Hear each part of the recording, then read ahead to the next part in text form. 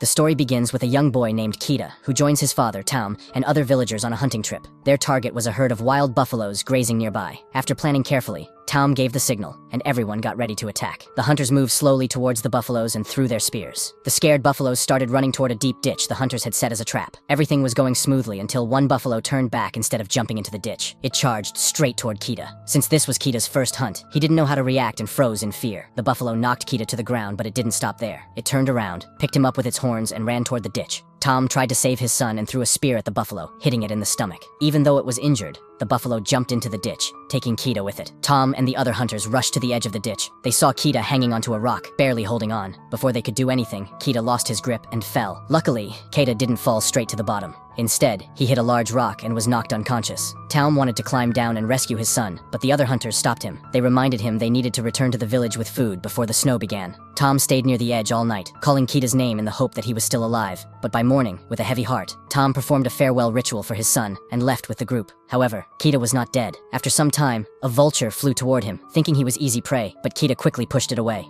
As he looked around, he realized he was trapped on the rock with no one to help him. Scared but determined, he decided to climb down. While climbing, his foot slipped, but he held on just in time. Below, rain had filled the ditch, turning it into a river. Realizing this was his only chance to escape, Keda gathered his courage and jumped into the water. The next morning, he woke up on a riverbank. When he tried to stand, he felt a sharp pain in his foot. Taking off his shoe, he saw his foot was badly injured, likely dislocated. With no one around to help and the wilderness all around him, Keda knew he would have to fight to survive. Keda quickly supported his injured foot using 2 stones, setting the dislocated bone back in place. To strengthen his shoe, he tied a wooden stick around it. Determined to reunite with his companions, Keda began heading toward the hilltop, where he found the stones his father, Tov, had used during his rituals. The sight of them deeply saddened him. Suddenly, Keda heard growling, and upon looking around, saw a pack of wolves closing in on him. Terrified, he started running as fast as he could, but the wolves quickly caught up. Realizing he couldn't outrun them, Keda climbed a dry tree for safety. However, one wolf managed to grab his leg. Keda pulled out his knife and stabbed the wolf, causing it to fall to the ground, injured. Though the wolves stayed under the tree all night, Keda held his ground. The next morning, he noticed the wolves had left, abandoning their injured companion. Despite his fear, Keda approached the wounded wolf, intending to kill it with a spear he crafted from his knife and a stick. But when he saw its pitiful condition, he felt compassion and chose to spare its life. To protect himself, Keda tied the wolf's mouth with a rope, carried it on his shoulders, and sought shelter in a nearby cave. That night, they rested there. By morning, Keda was tending to his injury with herbs, when he realized the wolf had freed itself from the rope. The wolf growled at him, baring its teeth, but Keda remained calm. Slowly, he offered the wolf water. At first, the wolf resisted,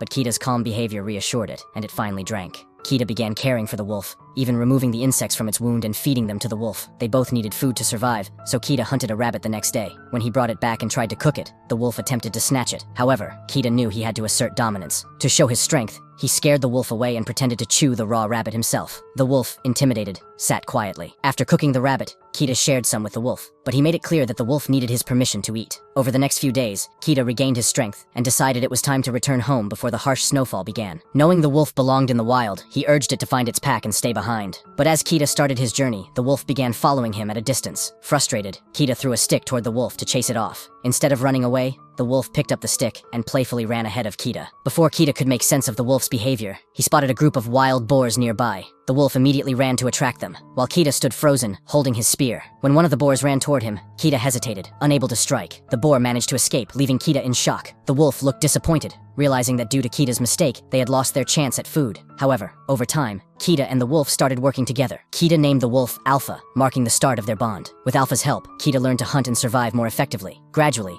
they began to understand each other. At night, Alpha would sleep close to Keda, keeping him warm in the freezing cold. Keda started to enjoy his companionship and survival journey, but as winter deepened, the entire landscape was covered in snow. Despite the harsh conditions, Keda and Alpha continued their journey, hunting for food to stay alive. One day, while crossing a frozen river, the ice beneath Keda's feet gave way, and he plunged into the icy water. Trapped beneath the surface, Keda struggled to find a way out. Alpha desperately tried to break the ice with his weight, but couldn't. After several attempts, Keda managed to break through the ice using his knife and, with Alpha's help, climbed out of the freezing water. The next day, Keda spotted a man sitting outside a tent and felt a surge of hope. However, as he approached, he realized the man had frozen to death. Searching the tent for food, Keda found nothing useful. Though disheartened, he remained determined to reach his family. Keda and Alpha resumed their journey but soon faced a new threat, a snowstorm approaching from one side and hunting dogs chasing them from the other. Thinking quickly, Keda led Alpha toward a nearby cave. They barely made it inside as the storm engulfed the area, leaving the dogs trapped outside. Inside the cave, Keda thought they were safe, but Alpha remained alert, staring at the cave wall. Suddenly, a black leopard appeared, attacking without warning.